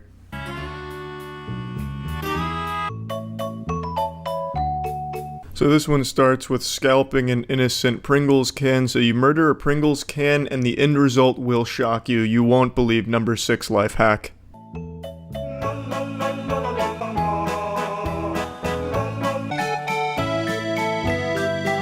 Bravo, Mr. Gear, a real MacGyver over here. The world's most repulsive pencil holder and or cup, depending on how you'd like to use it. Really simple though, all you need is a Pringles can and some yarn straight from the 1800s. That was the dirtiest yarn I've ever seen in my entire fucking life. I swear he must have dug up his great-grandmother's grave and she was buried with all of her fucking sewing materials, and he just picked up her yarn and then wrapped the Pringles can with it. It's not even aesthetically pleasing or anything either, it just looks like you dumped your shit into a stiff pile of pubic hair. That looks like something that maybe George of the Jungle would have put on his school desk, or Tarzan. No one's gonna want that, and why do you even need 2 Pringles cans and cut them up? Why not just open the Pringles can and use that as the holder? It's the same effect.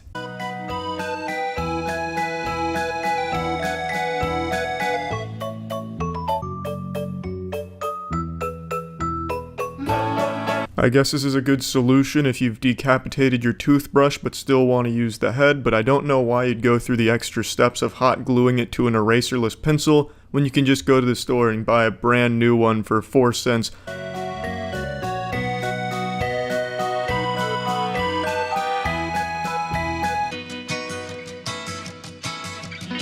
One thing you'll notice about Mr. Gear's unique life hacks is they predominantly consist of break shit and then glue that shit onto other shit.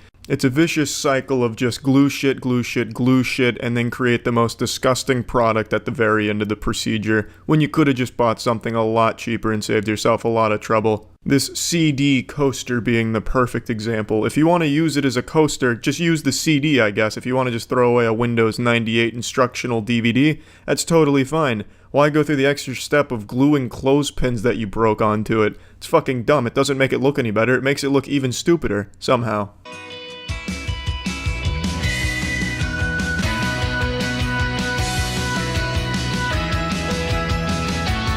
Yeah, that looks like a good writing utensil, a straw with the fucking pin. I just don't understand, Mr. Gear. You're 10 steps above human intelligence here. You're existing on another plane that corporeal existence just doesn't quite reach yet. This man is a goddamn genius.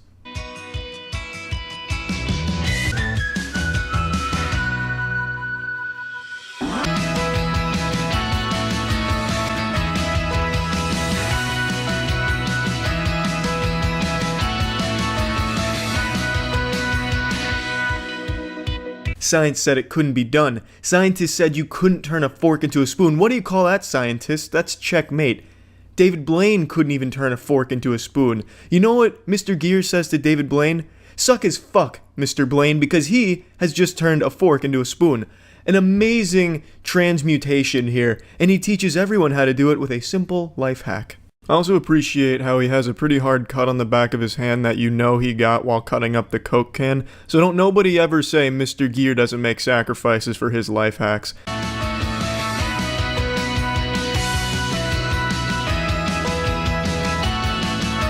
There's a question that's never been asked by a single human being throughout all of history. I don't think anyone gives a shit on how to protect their marker. It's not like there needs to be marker insurance. Shit! I've just been burglarized and they broke all of my markers. Luckily, I'm covered. And even if he means protecting the marker from drying out if you lose the cap, who gives a fuck? Just get another marker. Marker lives don't matter that much. I don't think there's a huge movement to fund research for breakthrough scientific discoveries to increase the lifespan of a marker.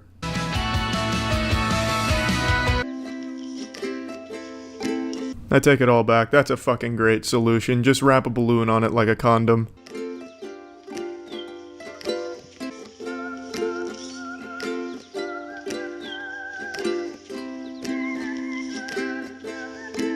Now, is this hack that really greased up my shit stain and confused me, because I was under the impression that these life hacks were aimed at kids just to give them something fun to do, but they really can't be, because he doesn't use kid-friendly tools. He uses box cutters, razor blades, and now a fucking blowtorch. I'm sure the next tool he's gonna break out is a goddamn circular saw or something. That shit can't be aimed at kids, because kids shouldn't have access to those kind of power tools and materials. So this has to be aimed at adults, but what full-grown, rational-thinking adult is going to look at any of these and be like, yeah, that's definitely a lot easier than the alternative of just buying a 3-cent replacement.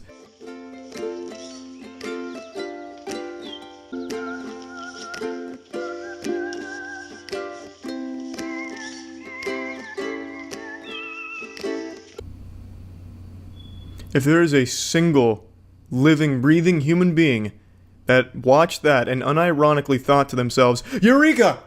Finally, the answer to all of my prayers, the solution to my sleeping problems where it's too bright to sleep. I've found it with the Coke bottle paperclip mask. Damn, too bright for sleeping? Why not just turn off the light? If that's too much trouble, why not get a face mask? Why would you ever make that right there? If there's a single person, though, that unironically made this, I will genuinely shit my pants take off the shitted pants and then eat the shitted pants. Because I don't believe a single person out there, no matter how mentally unwell, would look at that and think that's what I need in my life. Thank you, Mr. Gear.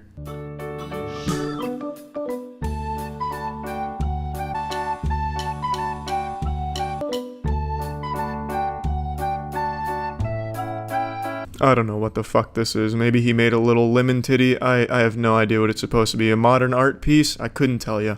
But god damn it, your life has been hacked.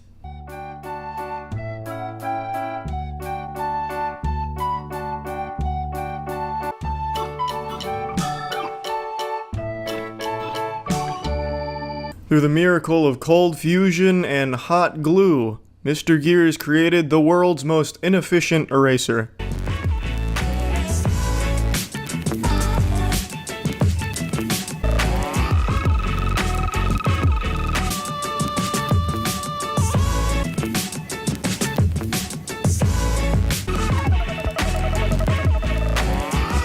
What a beautiful double whammy to finish this video off from Mr. Gear. He gets you with the 1-2 punch. He makes a pencil sharpener that, well, it's just a pencil sharpener. And then he makes a flimsy plate holder that will 100% break your plates.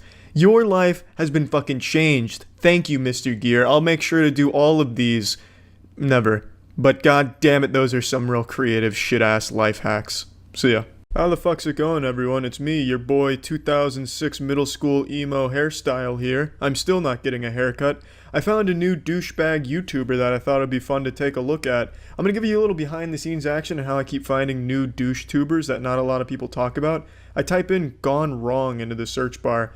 It's basically like a fucking complete compendium of douchebags on YouTube. You can find every single one of them there. It's like the old goddamn Yellow Pages, but on the YouTube site here. It's incredible what you can find by just typing in "gone wrong." An incredible plethora of douchebags to choose from. So today I chose Nate Garner. This is his beat up prank where his girlfriend pretends she was beaten up to prank him. Let's go ahead and take a look here. What's up? Yeah, that's me. Yikes. And this is my life. Let me show you how I got here. Yeah, baby. I've been waiting my whole life. It takes only a quick glance at this man to figure out that he came from a very privileged upbringing. One thing I do like, though, is in his intro, he's wearing a backwards cap. That's very interesting, and I think you know what that means.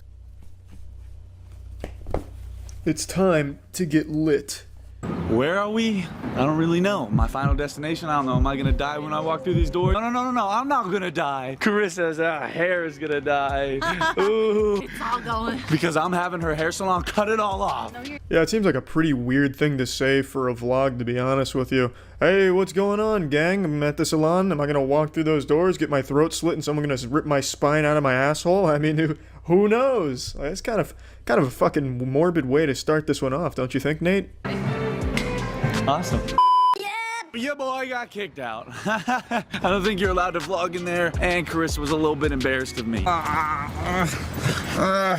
Hi, Max. Why would your mom be embarrassed of me? This part actually infuriated me because it shows a complete lack of care for their pets. This man goes in there with full intention of staying throughout the entire hair salon experience, so you're talking 2.5 to 3 hours in there with her. Meanwhile, there's a dog in the scorching hot car the entire time. If he didn't get kicked out, that dog would be dead. But this all assumes that this vlog is real, which is a huge assumption to make because all douche-tubers' vlogs and videos are fake. They're all just piles of shit. So I'm sure he didn't get kicked out. It's probably planned he'd go in and go out. But if it is real, then that salon kicking out this obnoxious asshole just saved the life of an innocent animal. Though, if you're not subscribed, you should. We take big W's every single day. We're the best family on YouTube. And there's merch dropping on Merch First. So there's 3 days left until merch drops, baby. Be ready for it. And be ready for this video. So let's just run right into it.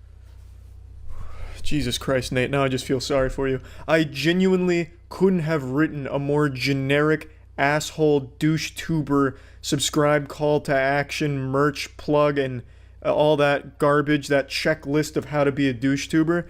That was the most formulaic shit I have ever seen in my life. I couldn't imagine a more hollow existence than to put on this fake high-energy bullshit performance every day for your children that are watching you. I honestly couldn't, like, there's no way this man enjoys this. He's got to be fucking dead inside. Let's run right into it. with this over-animated face, getting loud for no reason, wacky sound effects and zoom-ins. Holy shit. Nate, that's sad, man. That's really sad. Today, I am going to do, here's a little preview, I'm gonna do the beat up prank. I don't know why this is the most requested prank. Like, do you guys hate me? Like, come on. It kind of hurts my feelings. What would make me feel a little bit better is like, if you guys bought the merch on March 1st, that's all I'm saying. Oh right, yeah, the classics, the getting beaten up prank. That's a fucking wholesome, family-friendly prank right there. That's some good shit. Everyone's a winner in that one. Obviously, it's all fake, but I mean, why the fuck do all of you douche-tubers do like these brutal prank ideas? Like, let's simulate an armed robbery prank gone wrong, gone sexual. The cop whipped out his cock. What's the next prank you're gonna fake here, Nate? The waterboarding Meemaw in the backyard where you take your grandma out back, put a towel over her face, and dump water on her or some shit as a prank? What happened to just silly fun pranks where nobody gets hurt? Why is it always some shit like kidnapping my girlfriend's mother and not giving her back unless my girlfriend buys my merch on March 1st? It's just silly shit. Like, even conceptually, obviously it's all fake. But why is that like the direction pranks go for you kind of weird fucking weirdos? I don't get it. Make some fucking entertaining pranks from a conceptual standpoint. I put that on. Yeah, this is awesome. And this makeup, you guys, it's so good. I'm so talented. This is gonna be awesome. Alright, I'm no James Charles, but I'm gonna critique your makeup here, Carissa. This doesn't look good. This doesn't look like you've been in a fight. This looks very fake. Now, I used to get black eyes all the time when I played sports. You don't get a black eye immediately after the impact on your eye. It's the result of the bruising, so the day after, maybe the next day, you'll get a black eye form as a result. Now, anyone who's ever been in a tussle or in a fight would immediately recognize that and know you're lying. Oh, you've been in a fight, huh, Carissa? Well, you wouldn't have a black eye if that were true. You're lying to me. We're breaking up. I don't want to see you again. Bang, into your relationship, Carissa, all because you did your makeup wrong. Now, I do think luck is on your side here, though, because your boyfriend looks like a giant pussy whose only conflict has ever been with his parents when they reduced his allowance from $5,000 a week to $2,000 a week because he was rude to the butlers and they wanted to teach him a lesson about discipline. So there's no way he would ever pick up on it, and obviously the prank's fake from the get-go anyway, but god damn it, I wanted to critique the makeup. Hey, are you home yet? Yeah, just got that. Where are you? Okay, I'm walking back from the store and some guy is like, he looks really sketchy. He's been following me for a little bit now. Where? Where are you? I'm out front. I'm almost back to the apartment, but he's like, Well, just get in, hurry. Can you come out here? Solid acting so far, I'll definitely give it that. Very concerned boyfriend. Oh, you're being followed by a creepy stalker? Well, hey, just, can you hurry up, maybe? Have you thought of that one? Here and walk back with me, please. Where are you? Please, Where in the apartment? I'm out in the front and by the park, please. Just, why is there nobody? Just come, run. No, just hurry, please. Okay. Hurry. Okay, I hung up. This is so good. Hardy har har, this is some turbo comedy. Ho ho ho. Okay, he's coming, you guys. Okay. All right, you guys. So I just got back from the Apple store. So Nate gets a call from his girlfriend about her being stalked by a potentially dangerous person begging for his help, and his first thought is to grab the camera and vlog it. Fuck yeah, baby! Garner Gang is lit as shit, catching those big W's on the daily, by letting his girlfriend get beaten up so he can vlog it. Yeah, man. Wow. He's coming. Okay, go. Give me the bag. Stop! Stop! No! Yo, what the fuck is going on? Why the fuck are you on my girlfriend, bro?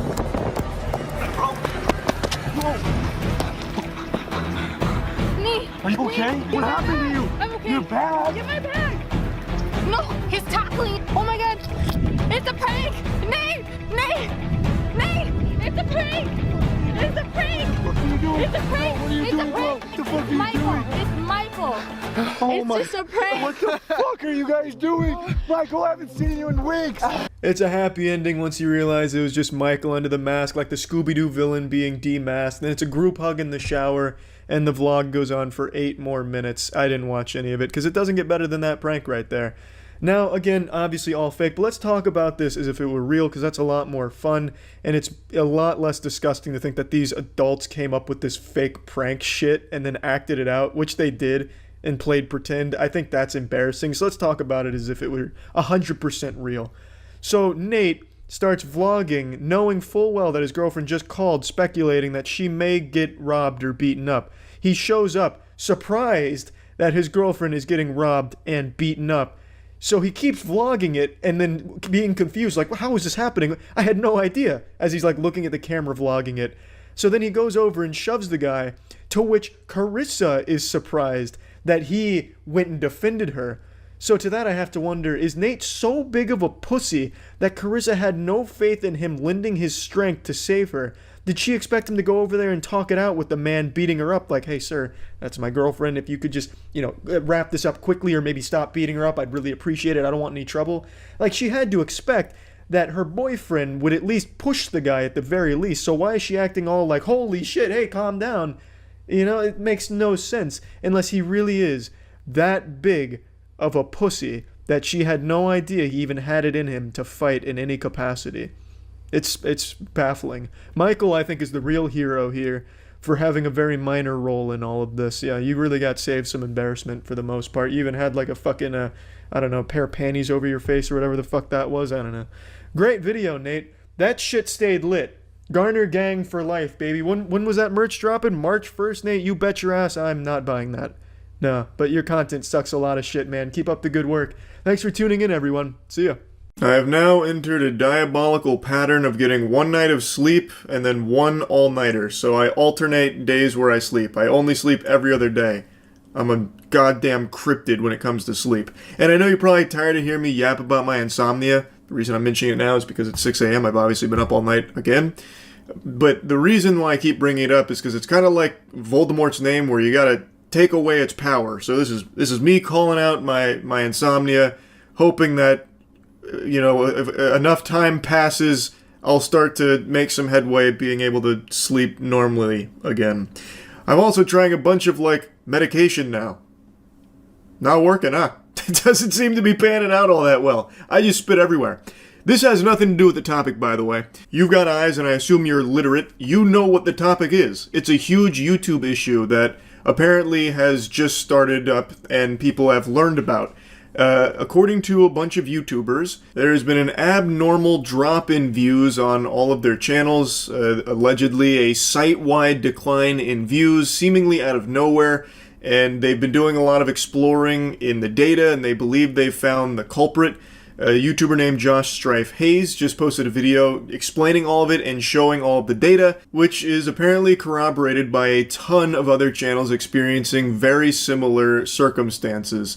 And I'll go ahead and address the obvious explanation that people are absolutely going to be like Poindextering, pushing up their glasses. Well, actually, this is the reason. They fell off.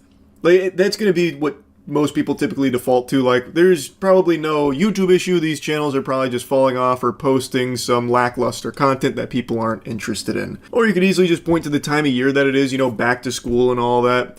And that's not like some kind of fucking outlandish hypothesis that'll have you, thrown into a padded cell at Arkham Asylum. That sounds reasonable.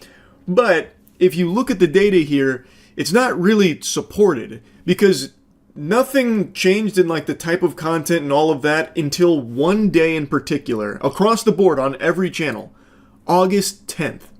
That is Judgment Day for YouTube channels, where the views just got fucking smited, and it seems like something changed on the back end that has now led to this net decrease in views for pretty much every channel on the platform. I want you to specifically look at your views from device type in August, specifically around the August 9th to 12th period, because that is the date range the desktop views specifically fall out of correlation with the other device types and become consistently lower. 12,000 per day drop to 6,000 per day over 4 days and then remain at that. The other channels I've asked to check their analytics also corroborated this same drop. August 10th shows a substantial and sustained reduction in views from desktop source only, while not showing a correlation reduction from other device types. This is why I said that explanation of, it's just the time of year, or, they must have just been posting cringe on main or some shit, just doesn't really work here.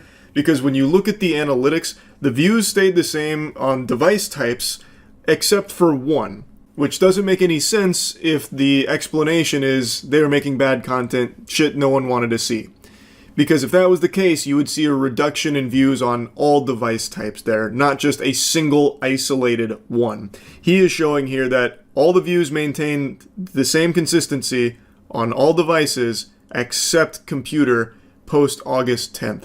So unmasking the Scooby-Doo villain here of less views, we get something pretty fishy where it seems like they must have changed something on the back end when it comes to computer desktop views specifically. Computer views on post August 10th take a drastic decline, and they stay that way. They don't go back into the same pattern, the same correlation that they previously were.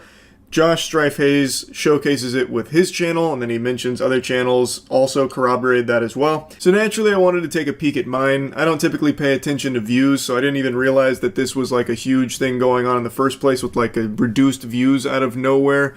I set up the process exactly how he described, and I got very, very similar results to what he showcased. Let's take a peek under the hood here. I did exactly what Josh said, 90 days device type views, and everything follows the same correlation that it usually does. And then August 10th, the next day, bang, bingo, bango, bongo, the computer desktop views get banished to the Shadow Realm, and it's all cattywampus. It goes tits up. But I thought, I never really look at this in the first place, so maybe this is just something where it kind of ebbs and flows, like maybe some stinkers get farted out from me and people don't want to see that, you know, it is what it is. So I decided to go to the last 365 days, and no, it seems like the trend is pretty consistent. Like, these usually do kind of stay in like the same general ranges together until you can see the tail here. August 10th, and now all of a sudden everything's changed. It's a whole new ball game. I don't think that this is a natural thing that just happened where every single channel, every single viewer on YouTube just decided to sell their computers and just watch YouTube exclusively on tablets or TVs. I'd be very surprised to hear about this mass exodus from PCs. Like, you know what? Time to hang up the RGB. I'm getting myself a fucking Kindle, and I'm only gonna fucking read books and I'll watch YouTube on it. I don't think that's what's happening here. This really seems like there is some kind of internal change at YouTube that has caused this. I don't think there's been an official word from YouTube on this at all. Like, maybe it goes deeper than this, and maybe it has to do with, like, how bad the platforms become with the inshitifying of, like, the recommended section. Maybe they're changing how they, like, even feed viewers videos in the first place. Though, if that was the case, then you would still see a reduction in views on all device types, not just a single one. So that wouldn't really explain that. I don't know. It is very odd. It definitely smells of some horseradish.